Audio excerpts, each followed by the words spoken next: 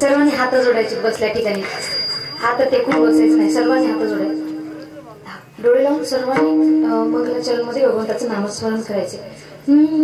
श्री सच्चिदानंद रूपाय विश्वोत्पत्त्यादि Hathaway तापत्रय विनाशाय श्रीकृष्णाय वयं नमः. श्रीकृष्णाय वयं नमः. श्रीकृष्णाय वयं नमः. महायोगपीठे तटे भीमरथ्यं वरं पुण्डरीकाय दातुं मुनिन्दे समागात्यतिष्ठमानन्दकन्दं परब्रह्मलिङ्गं भजे पाण्डुरङ्गं. परब्रह्मलिङ्गं भजे पांडुरंगम. प्रस्तुत कीर्तन रूपी सेवेकरता निवडलेला अभंग हात खाली करू शकता. जगद्गुरु जगतवंदने संत तुकाराम महाराज त्यांचा 3 चरणाचा सुंदर असा उपदेशपर असा अभंग आजचा कीर्तनाचा 6वा दिवस.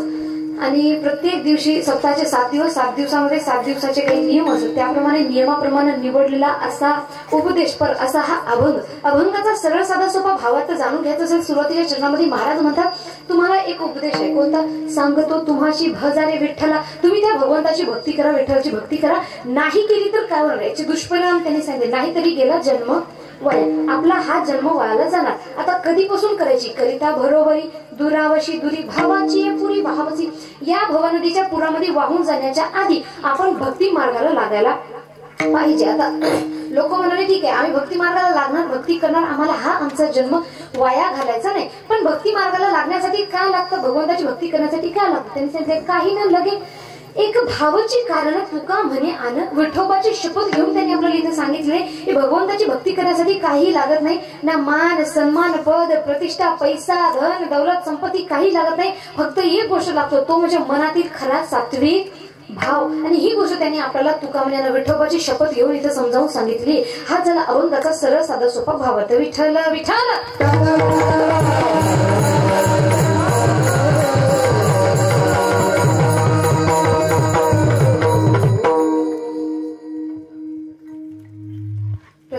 सर्वांना माझा रामकृष्ण हरी. आणि आपल्या कीर्तन सेवेला सुरुवात करण्यापूर्वी सुंदर असं नियोजन आपण सर्वांनी मिळून जे काही केलेलं आहे. महत्वाचं म्हणजे गावाच्या बाहेर सप्ताह आहे, गावाच्या बाहेर मंडप आहे, तरी सुद्धा संख्या बऱ्याच प्रमाणात मध्ये भक्तजनित आपण सर्वजण उपस्थित झालेले आहात. आपल्या सर्वांचं भगवंतावर असलेलं अनन्य असं प्रेम हे असं चालत राहावं. आणि स्वतःसाठी दुरून कोणी आले असेल, बाहेरगावून कोणी आले असेल, गावातून कोणी आले असेल, सर्वांसाठी एकदा जोरदार टाळ्या वाजवायच्या. सर्वांचे मनातून धन्यवाद मानले. महत्वाचे धन्यवाद आज ज्यांनी आम्हाला इथं बोलवले. आजचे कीर्तन सौजन्य श्री ज्ञानेश्वर भाऊ त्र्यंबकराव डोंगे सरपंच तथा श्री बाळकृष्ण लक्ष्मण खरात उपसरपंच दोघांसाठी जोरदार टाळ्या वाजवायच्या. सेवेला सुरुवात करण्यापूर्वी तुम्हाला मी काही सूचना देते बघा.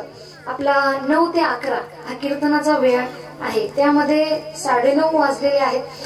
म्हणून या 1.5 तासापुरतं मर्यादित सर्वांनी माझ्या बोलण्याकडे लक्ष ठेवून द्यायचे. आता मला एक सांगा महिला वर्ग, आपल्याला कीर्तन नुसतं ऐकून मोकळं व्हायचं का समजून घ्यायचंय? माता मौलांनो समजून घ्यायचंय ना सर्वांना? हा पुरुष वर्ग समजून घ्यायचंय ना? हा, नाहीतर नुसतं ऐकून मोकळं व्हायचं असेल मी लगेच सांगून देते आणि मोकळं होऊन जाते. पण समजून घ्यायचं म्हटलं तर तुम्हाला थोडं कष्ट सहन करावं लागेल. कोणतं कष्ट? मधात थोडस विचारलेल्या प्रश्नाची लवकर लवकर मला उत्तर द्यायची. देणार ना? मान हलवायच्या. मान हलवायचं काम कुणाचं? प्रत्येक गावामध्ये पायाचं नाही, पहिलाच कुणाचं असतं? पहिलाच. आपण कोण आहे? मनुष्य. म्हणून आज माझ्याच कानावर गेले वाटेल मला काय ऐकायला. अशा सर्वांनी विचारलेल्या प्रश्नाची हो किंवा नाही मध्ये उत्तर देत चालायची. बघा एक जेव्हा आपण लहान होतो आपले आजी आजोबा आपल्याला कधी कहाण्या सांगायचे. ती कहाणी ऐकताना आपण मधात एक शब्द बोलायचो, एक वर्ड. कोणता? बरोबर ना? एक होता राजा, त्याला 2 बायका होत्या, एक काळी होती एक गोरी होती. हे कशासाठी होतो? ऐकणारा झोपला नाही. बंद झाला म्हणजे ऐकणारा झोपला. अशा प्रकारे तुमच्या माझ्या मनामध्ये सुद्धा हे हा आणि हो किंवा नाही हा एक वर्ड राहिला पाहिजे, जेणेकरून मला कळालं पाहिजे की तुम्हाला माझं बोलणं कळतंय का नाही, तुम्ही झोपलेले आहात का जागी आहात. म्हणून सर्वांनी माझ्या बोलण्याकडे लक्ष द्यायचे आणि जेव्हा जेव्हा मी तुम्हाला प्रश्न विचारले तेव्हा तेव्हा माझ्या प्रश्नाची मला उत्तर देत चलायचे आणि कीर्तन रूपी सेवेचा आनंद घ्यायचा आहे. एकदा सर्वांनी आपापले हातावर उचलायचे आणि आम्ही शांत राहणार. तुम्हीच म्हणायचं काय? विठ्ठल विठ्ठल. सर्वांची टाळी एक सोबत आहे. एक सोलापूर एक कोल्हापूर जायचं. सर्वांची टाळी एक सोबत बोला.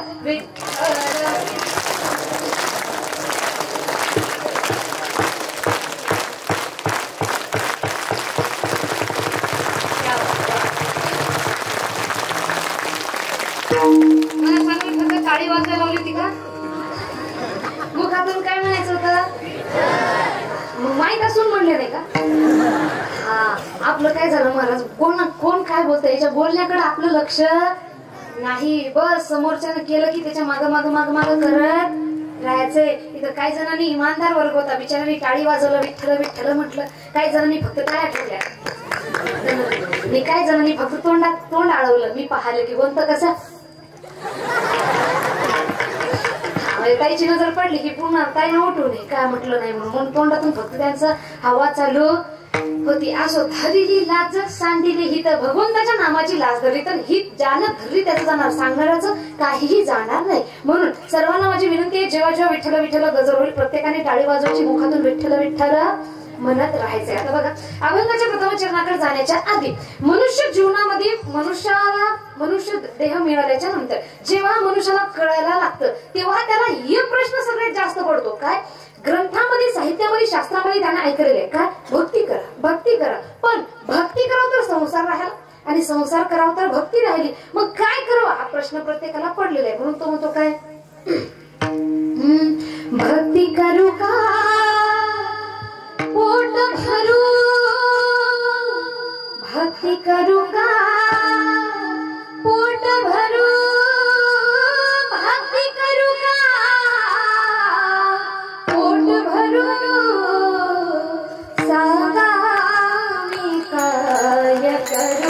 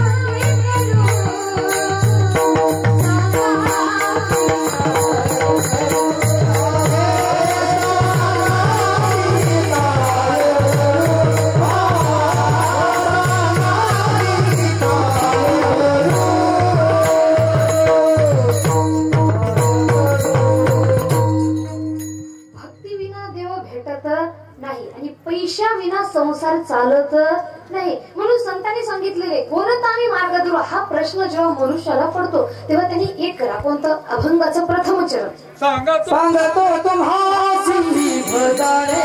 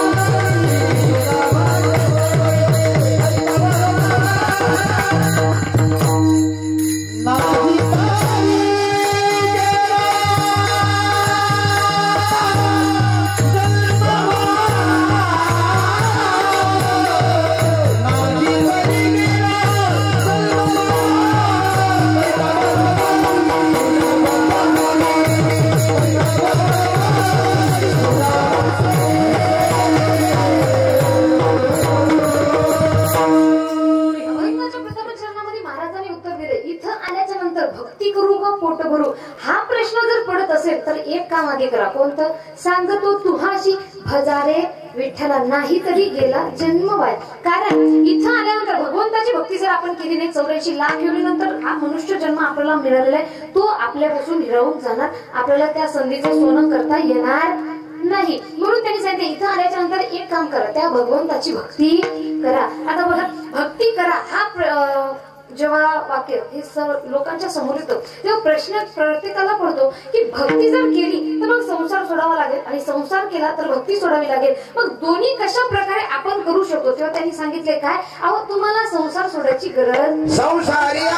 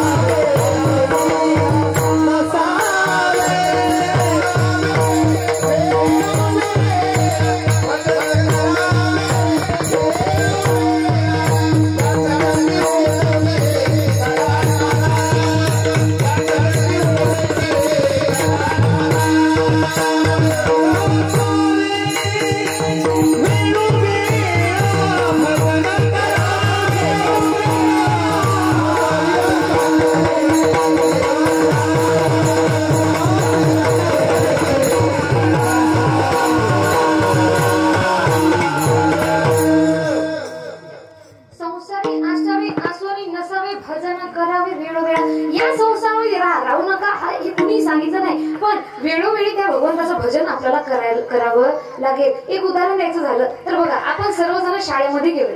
शाळेमध्ये गेल्याच्या नंतर एक विद्यार्थी फक्त अभ्यास करतोय का? बोला ना, माना हलवू नका. फक्त अभ्यास करतोय का? नाही. अभ्यास करतोय, हसतो, खेळतो, बागडतो, मित्रमैत्रिणींसोबत मस्त्या करतो, शिक्षकांसोबत आनंद घेतो. पण हे सगळं करत असताना आपण आपला अभ्यास विसरतो का?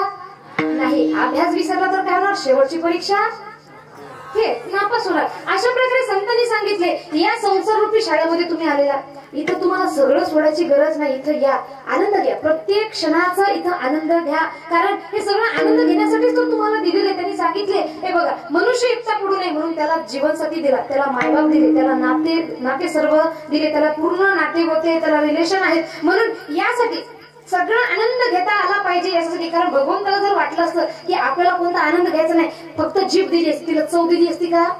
नाही. आपल्याला जीभ आहे पण काय खातो याची चव सुद्धा आपण घेऊ शकतो. नुसते डोळे दिले पण काय पाहतो याचा आनंद सुद्धा घेऊ शकतो. नुसतं नाक श्वासासाठी दिले का?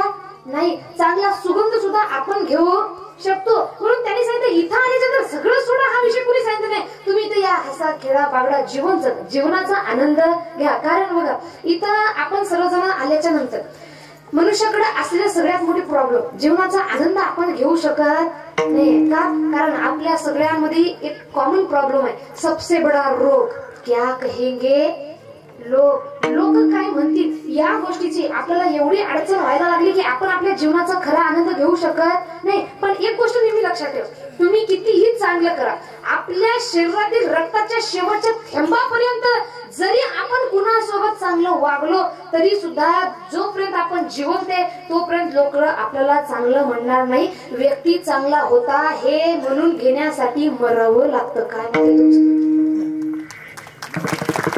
व्यक्ती चांगला होता हे ऐकून घेण्यासाठी मरावं लागतं. मेली त्यालाच म्हणतात तो चांगला होता, गेला तो चांगला होता. तो जर उठून बसला तर हेच मारायला धावतील बरं पुन्हा. पण जोपर्यंत जीवन आहे तोपर्यंत आपल्याला चांगलं कोणी म्हणणार नाही. काही करा चांगलं म्हणणारच नाही. बघा लोकांचं कसं झालं, एक आपल्याला शाळेमध्ये असताना एक धडा होता. कोणता? बघा, एक मुलगा आणि त्याचे वडील दोघ जण रस्त्याने चालले होते. त्यांनी एक गाढव खरेदी केलं. गाढव खरेदी केल्याच्या नंतर दोघ जण चालू लागले. एका गावामध्ये त्यांनी गेले आणि एका गावामध्ये गेल्याच्या नंतर तिथं चौकामध्ये काही लोक बसून होती आणि ती लोक त्या दोघांना हसू लागले. काय, अरे या लोकांना थोडा पण, या दोघा बापलेकाला थोडा पण दिमाग नाही, यांच्या सोबत गाढव आहे पण तरी सुद्धा पायानं चालत आहे. आता दोघांनी विचार केला, बरोबर आहे लोक म्हणत आहेत ते बरोबर आहे, आपल्याकडे गाढव आहे पण आपण पायी चालवतोय, मग लोकांनी आपल्याला हसत आहे, आपण काय करूया गाढवावर बसूया. दोघ जण गाढवावर बसले. पुढच्या गावामध्ये गेले, तिथं चौकामध्ये काही लोक बसून होती आणि ती लोक म्हणू लागली की हे लोक किती निर्दय आहे, एक गाढव आहे आणि एका गाढवावर दोघ जण बसले, किती निर्दय. आता त्या दोघा आपल्याखाने विचार केला, बरोबर आहे लोकांचं, आपण दोघ जण आहे एक गाढव आहे, आपण बसायला नको. ते उतरले. आता बाप म्हणाला, काय कर बाळा तू बस, तू लहान आहे तू बस, मी पायी चालतो, म्हणजे गाढवावरही बसणं होईल आणि आपलं आनंद पण होईल. आता पुढच्या गावामध्ये गेले आणि त्या चौकामध्ये लोक म्हणू लागली, बघा बघा किती निर्दयी मुलगा आहे, स्वतःच्या बाप्पाला चालायला लावतोय आणि हा गड्यावर गाढवावर बसून जातोय. आता मुलाला वाटलं बरोबर आहे बाबा, तुम्ही गाढवावर बसायला पाहिजे, मी उतरतो. आता बाप गाढवावर बसला, मुलगा पायी पायी चालतोय. पुढच्या गावात गेले, पुढच्या गावात चौकामध्ये काही लोक बसून होती, त्यांनी सुद्धा एकच विचारले. ती हसू लागली, काय बघा बघा किती निर्दयी बाप आहे, लहान मुलाला आपल्या पायी पायी चालायला लावतो, स्वतः गाढवावर बसतोय. आता यांनी सगळं करून पाहिलं, लोक काय आनंदी होय ना. यांनी काय केलं, त्यांचं बरोबर आहे ठीक आहे म्हणाले. बापानं काय केलं, आता त्या गाढवालाच उचलून घेतलं, पुढच्या गावात गेले. आता पुढच्या गावामध्ये चौकामध्ये जी लोक बसून होती ती म्हणू लागली, बघा बघा किती मूर्ख आहेत, यांच्यापेक्षा ते गाढव हुशार आहे, गाढव सोबत आहे आणि हे गाढवाला उचलून चालत आहेत. सांगण्याचं तात्पर्य, तुम्ही कितीही चांगला वागा लोक तुम्हाला नाव बोट ठेवणार. कारण संतांनी सांगितलंय, आंधळ्याशी जन अवघ्याची आंधळे.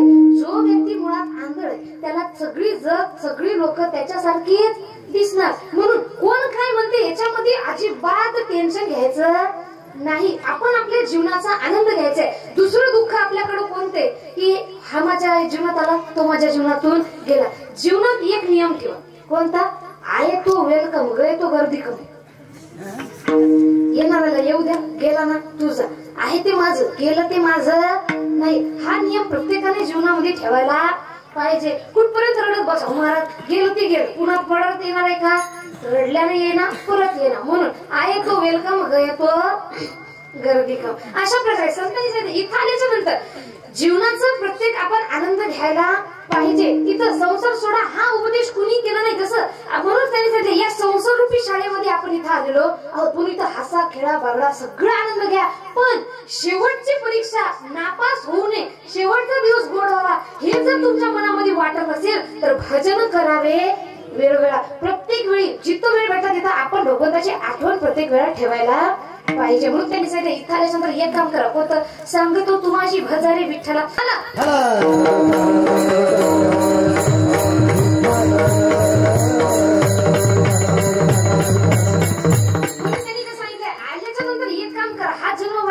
सांगतो तुम्हाशी भजारे विठ्ठला. आता विठ्ठलालाच का भजायचंय? कारण द्वापर युगामध्ये श्रीकृष्णाने अवतार संपवल्याच्या नंतर श्रीकृष्णाचा पुढचा, भगवान श्री विष्णूचा पुढचा अवतार कोणता? तर महाराजांनी संतांनी सांगितले काय? द्वारकेचा राजा उभा भीमती, द्वारकेचा राजा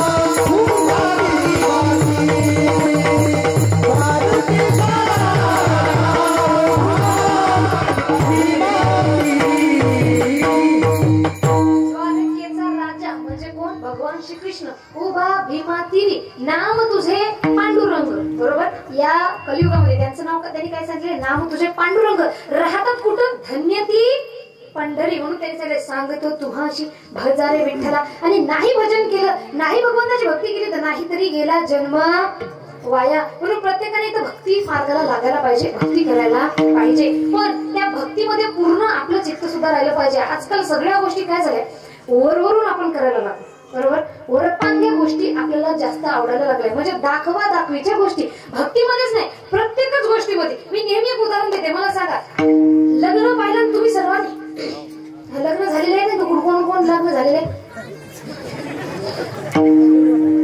लग्न हो लग्न, लग्नाला इथे दुसरं काय म्हणतात का, कृष्णा महाराज, लग्नाला दुसरा शब्द नाही ना, विवाह. हा, विवाह झाला का कुणाचा, विवाह, शुभविवाह, सरपंच उपसरपंच बालब्रह्मचारीच आहे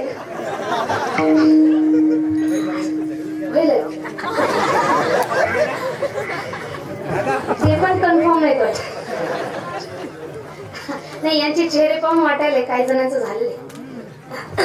अशा प्रकारे एकदा सर्वांनी भजन करायचं, विठ्ठला विठ्ठला.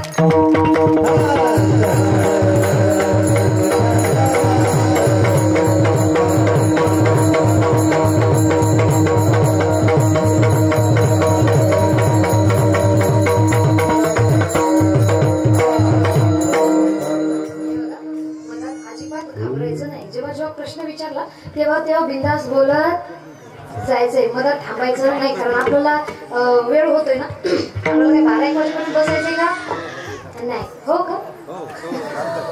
विचारला विचारला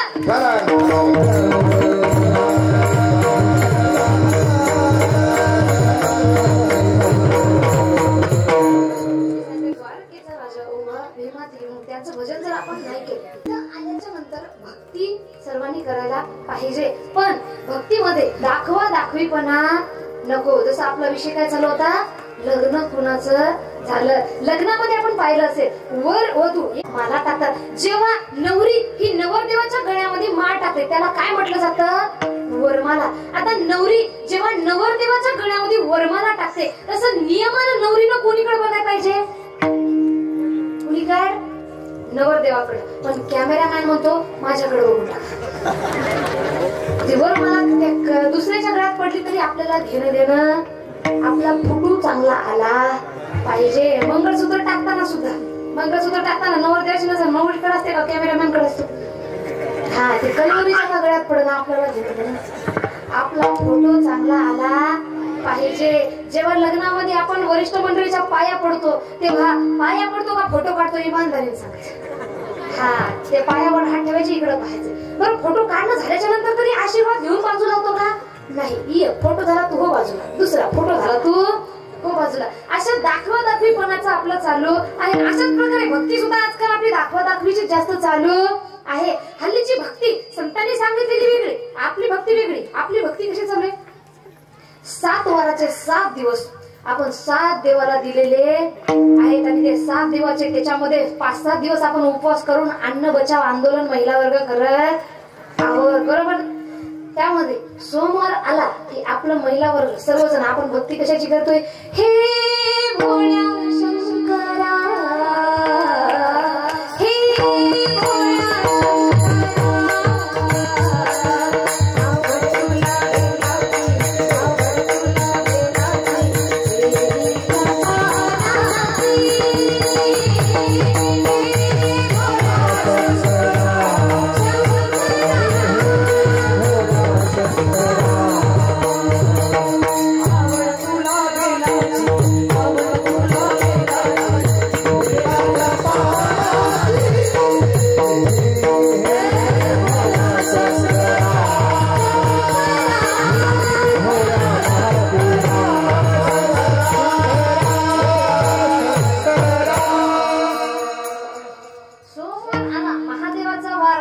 महादेवाची भक्ती सुरू, बाकीचे देव बाजूला. त्यामध्ये संकष्ट चतुर्थी आली म्हणजे गणपती बाप्पाची भक्ती सुरू. माझ्या गणानं घुंगरू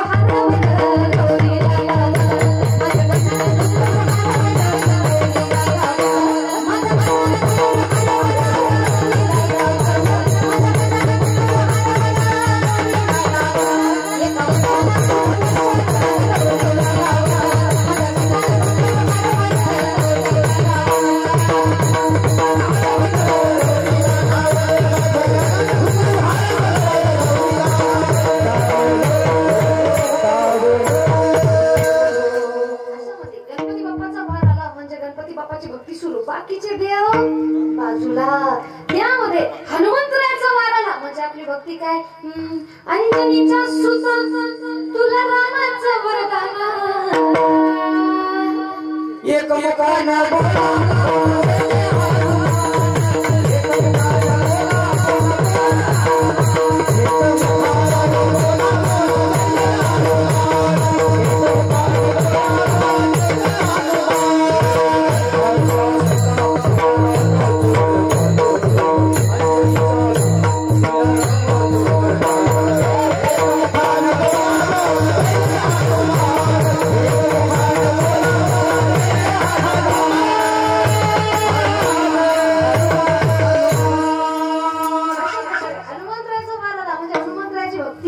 बाकीचे देव बाजूला. त्यामध्ये एकादशी आली म्हणजे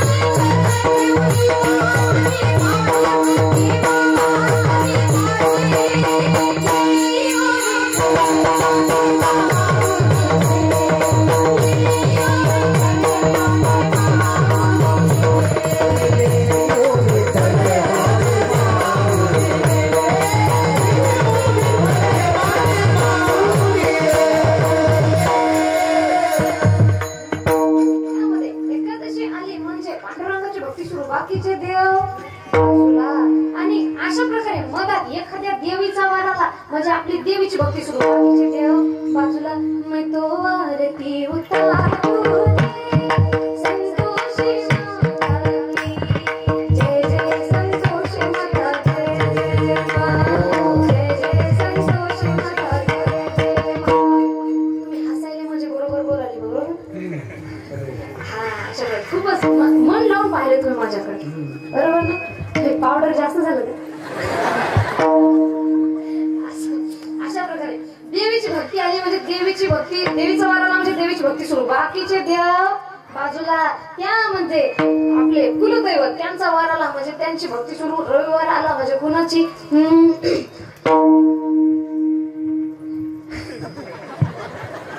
तुम्ही माझ्याकडे असं बघू नका. अरे ओ माझ्या सोम माझ्या प्रेम नगरवारी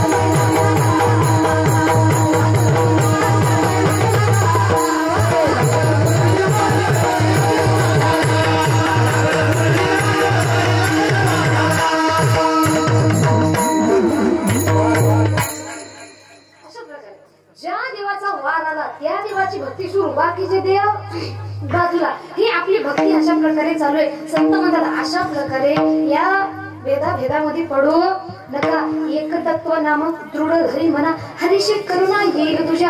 एक कोणतं तरी नाम घ्या जे तुम्हाला आवडतं त्या देवाचं नाव आणि त्या नावाचा सतत जाप आपण सर्वांनी करत राहायचा असतो. ही भक्ती त्यांनी खरी भक्ती सांगितलेली आहे. आणि उपवास तपास जे आपण करतोय ते गोष्ट नेहमी लक्षात ठेवा. अनंत वाचाळ बरडती बरड त्या केसरी गोपाला. एखादा व्यक्ती उपवास करत असेल व्रत करत असेल पण उपवास करत असताना व्रत करत असताना स्वतःच्या मनामधून लोकांबद्दल शिव्यागाळ करत असेल तर भगवंत त्याला पावणार नाही. म्हणून ही भक्ती थोडीशी अवघड आहे. कारण आजकाल जेवू नको म्हणलं तरी तो ऐकल पण निंदा करू नको म्हणलं तर ऐकत. पहिली लोक देवाला मागणी मागायची काय हेची दान दे का देवा तुझा विसरण हवा. आजकालची लोक देवाला दान काय म्हणतात हेची दान दे का देवा शेजाऱ्याला कोरोना खावा. कारण आजकाल याच्या त्याच्या टिंगलटवाळ्या करण्यामध्ये आपण जास्त माहिर झालेलो आहोत. म्हणून त्यांनी सांगितले की व्रत नियम ही भक्ती आहे पण त्यामध्ये करणं अवघड आहे. कारण आपण त्याच्यामध्ये टिंगलटवाळ्याचे करतोय निंदा करतो याला त्याला शिव्यागाळ करतो त्यामुळे त्याचं फळ आपल्याला लाभणार नाही. मग एक सोपं आहे कोणतं नामस्मरण आपण करायला पाहिजे. म्हणून ही भक्ती त्यांनी आपल्याला इथं सांगितलेली आहे. विठ्ठल विठ्ठल.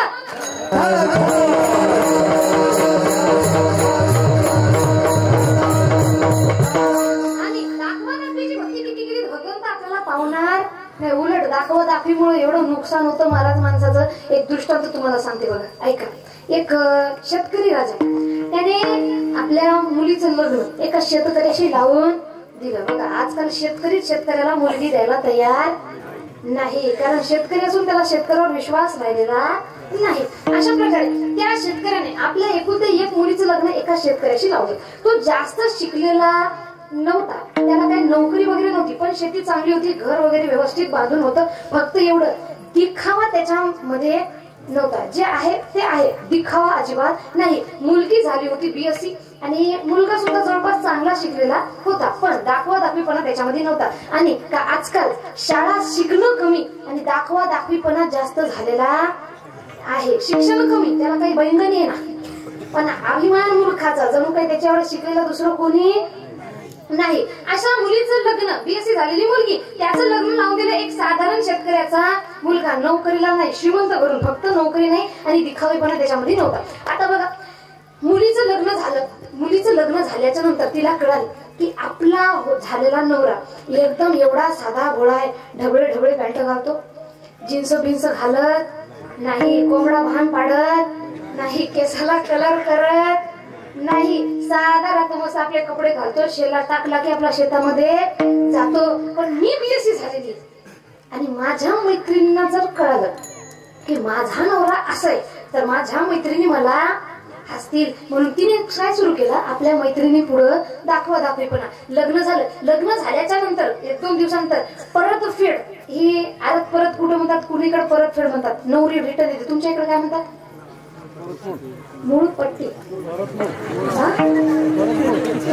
परत मूळ. हा परत मूळ साठी ती जी नवरी आहे ती परत आली. तुमच्या माझ्या भाषेमध्ये जर जास्तच अंतर वाटेल नाही मूळ पाटी. हा मूळ पाटी परत मूळ परत फेड. तुम्हाला कळालं ते हा बरोबर ना महत्वाचं. ती परत मूळ पाटीसाठी रिटर्न आली आणि आल्याच्या नंतर गावच्या सगळ्या तिच्या बेस्ट फ्रेंड मैत्रिणी जाऊन तिच्यापाशी जाऊन बोलू लागल्या मग आमचा भाऊजी कसे चांगला आहे ना. तो आता तिला वाटलं यांना जर आपण सांगतो साधा भोळा आपला अपमानपणा तिनं सुरू केलं फेकायला कुणाचं काय जातं आजकाल फेकाफेकी अति जास्त चालू असते. तिनं सुरू केलं दाखवा दाखवीपणा फेकीपणा. ती म्हणाली अगं तुमचा भाऊजी इंग्रजी असा बोलतो की बस त्याच्या पुढे फिरंगी फिरायचा भाग असा पाडतो की बस त्याच्या सलून वाले सुद्धा त्याच्यापासूनच हेअरस्टाईलची फॅशन करून येतात. त्याची कपडे घालायची सेन्स अशी आहे की मनीष मल्होत्रा सुद्धा त्याच्याकडे पाहूनच कपडे शिवतो. एवढी फेकाफेकी केली मला एवढी फेकाफेकी केली. एवढ्यामध्ये तिच्या झाल्या त्या नवऱ्याचा फोन आला आणि तिचा नवरा तिला म्हणू लागला अगं ऐक तयारी करून ठेव मी अर्जंट तुला घेण्यासाठी येत आहे. आता हे ऐकलं मैत्रिणी आणि मैत्रिणी म्हणाल्या आमचा जिज्जू आमचा भाऊजी एवढा चांगला असेल आता त्यांना पाहिल्याशिवाय आम्ही जाणार. हिला माहित होतं यांचं जिजू कसं आहे. आपण सगळी फेकाफेकी केली काय करावं. आता ते काय करत ती म्हणाली हो अगं तुम्ही घरी जा आल्यानंतर मी बोलवतो त्यांना यायला भरपूर वेळ होती म्हणजे 12 वाजू दे पण भाऊजी पाल्याशिवाय जाणार. हिला टेन्शन पडलं ना महाराज आपण एवढा दाखवीपणा केला की देवाला प्रार्थना करू वाटू लागली देवा एकदाच मला वाचव. थोडा वेळ झाला आणि दरवाजाची घंटी वाजली ट्रिंग ट्रिंग. आता सर्वांना कळलं कोण येणार होतं भाऊजी येणार होता. त्यांनी काय केलं दरवाजा उघडायचा. आता माझे भाऊजी इथं बसून आहेत त्यांनी मनावर घेऊन ये म्हणजे भाऊजी आले जिजू आले दरवाजा आता हे म्हटले तू जागेवर बस आमच्या जिजूला आम्ही घरामध्ये आणणार आम्ही दरवाजा उघडणार. आता यांनी दरवाजा उघडला यांनी डोक्यामध्ये तिने सांगितलं कसं इमॅजिन केलं होतं चांगला भांग पाडलेला चांगले टाईट कपडे घातलेला मस्त घडी बिडी घातलेला आणि समोर पाहतो टावेल अंगावर टाकला ढवळ ढवळ पॅन्ट घातला तेल लावून भांग पाडून आला धुंदाडाला तरी इकडला केस इकडे न जाणार. अशा प्रकारे हे पाहिले आणि हे म्हणाली नाही हा भाऊजी होऊ शकत नाही. आत्याची पत्नी आली म्हणाली भाई मदत घेऊन आली हाच तुमचा भाऊजी आणि कुजूबुजू मैत्रिणीची सुरू झाली. मैत्रिणी म्हणू लागल्या बघ हिनं कपडा कसा घातला जर जास्त ढवळ ढवळ न वाटायला. आता ती काय म्हणते ऐका फॅशन आहे फॅशन. आजकाल फॅशनच्या नावावर आपण काहीही घालू शकतो. एक काळ होता महाराज आमची आजी आम्हाला सांगते समजा त्यांचे जे लुगडे साड्या आहेत फाटल्यानंतर त्याला थिगडं लावायचे पण फाटकं लुगडं घालायचं नाही. आणि आजकाल कपड्याला ब्लेड मारून फाडू आपण घालत आहे. ज्याचा जेवढा कपडा फाटका तो तेवढा फॅशनेबल असं माणूस की आपली विचारधारा आजकाल झालेली बरोबर ना. हा अशा प्रकारे कपडे फाटके विचार फाटके माणसं मी म्हणलं नाही.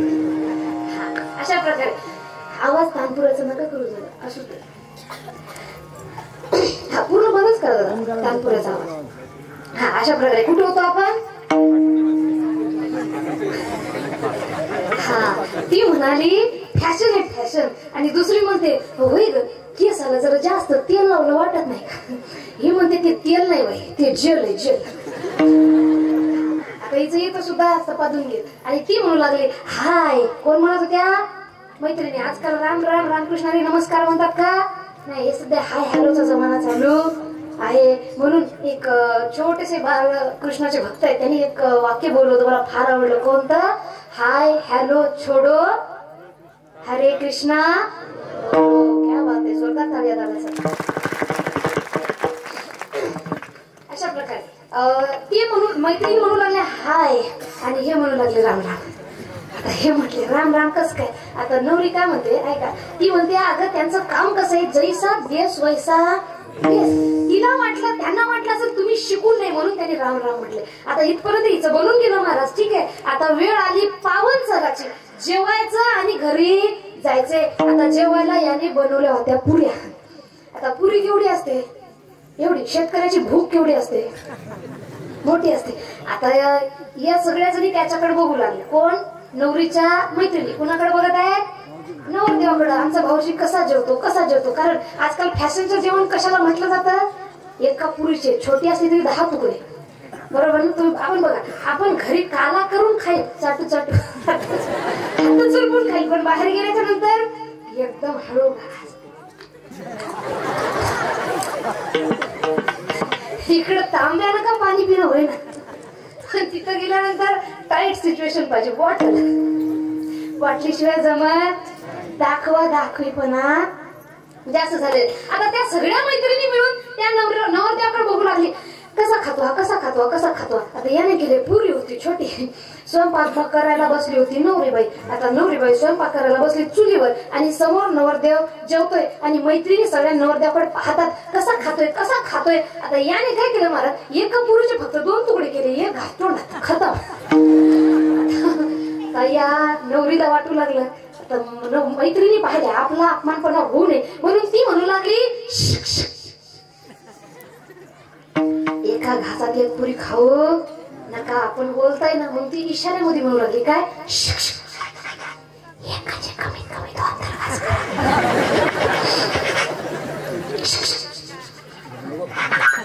ती फक्त एवढी म्हणू लागली काय ती म्हणू लागली एकाचे 2 तरी घास करा. आता सांगणारा काय सांगतो, समजणारा काय समजतो हे त्याच्यावर अवलंबून आहे. आता त्या नवरदेवाने विचार केला की आपली बीएससी झालेली पत्नी आपल्याला सांगत आहे तुम्ही एक खाला खाता एकदाच दोन खावे हो. यानं सपाटाला मला दोन पुऱ्या उचलायचे एकदाच. होत ते तरी बरं होत. अशा प्रकारे ही सगळी कशा झाली, कशामुळे झाली, दाखवा दाखवी फेका फेकीपणा मुळे. अशा प्रकारे भक्तीमध्ये सुद्धा आणि जीवनामध्ये सुद्धा दाखवा दाखवीपणा नसायला पाहिजे. जे आहे जसे तसं आपण जगासमोर राहायला पाहिजे. ओर फॅशनेबल ओर दाखवा दाखवीपणा काही कामी नाही. याच्यामुळे आपली दशाच होणार आहे. म्हणून जीवनामध्ये तर आपण करतो पण भक्तीमध्ये सुद्धा आजकाल आपला दाखवा दाखवीपणा चालू आहे. म्हणून महाराज म्हणतात असा दाखवा दाखवीपणा किती जरी केला तरी भगवंत आपल्याला पावणार नाही. कारण भगवंत फक्त एका गोष्टी पावतात ते म्हणजे मनातील खरा सात्विक भाव. कारण कोणत्याही गोष्टीला पावायला देव काय बाजारचा भाजीपाला नाही रे, देव बाजारचा भाजीपाला नाही रे, देव बाजारचा भाजीपाला नाही रे.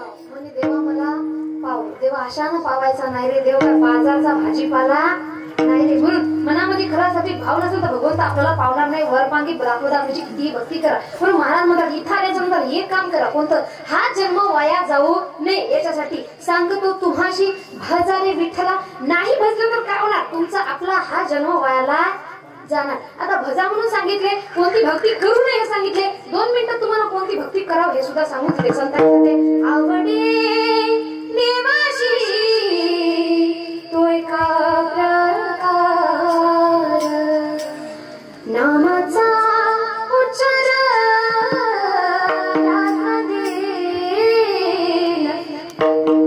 भगवंताला भक्तीचा कोणता प्रकार आवडतो, आवड देवासी तो एका प्रकार नामाचा उच्चार. रात्रंदिवस तुम्ही नामाचा उच्चार करा, ही भक्ती भगवंताला आवडते. आता बरेच जण म्हणतात ही भक्ती एवढीच खरं ताकदवर आहे का, पॉवरफुल आहे का. तर संत ज्ञानेश्वर महाराज आपल्याला हरिपाठाच्या अभंगामध्ये सांगतात काय, चहुविधी जन साई शास्त्र कारण 18 ही पुराण हरिशी गाती. 4 वेद आहेत आपल्या शास्त्रामध्ये सांगितलेले, 4 वेद 6 शास्त्र आणि 18 पुराण सनातन धर्मामध्ये सनातन संस्कृतीमध्ये. पण या सर्वांचं सार काय, या सर्वांचा अर्थ देण्यात गेला आहे.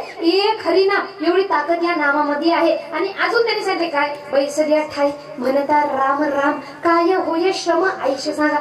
बसल्या ठिकाणी राम राम म्हणा, काहीतरी श्रम लागतं का. सर्वांनी हात वर करायचे आणि मिळून बोलायचे, बोला जय श्रीराम, जय श्रीराम. आपण जेवण आपण एक घास तरी जिरला का नाही, म्हणजे किती ताकदवर भक्ती आहे. आपण एक घास सुद्धा जिरला नाही म्हणून आपण सर्वांनी मिळतो जायला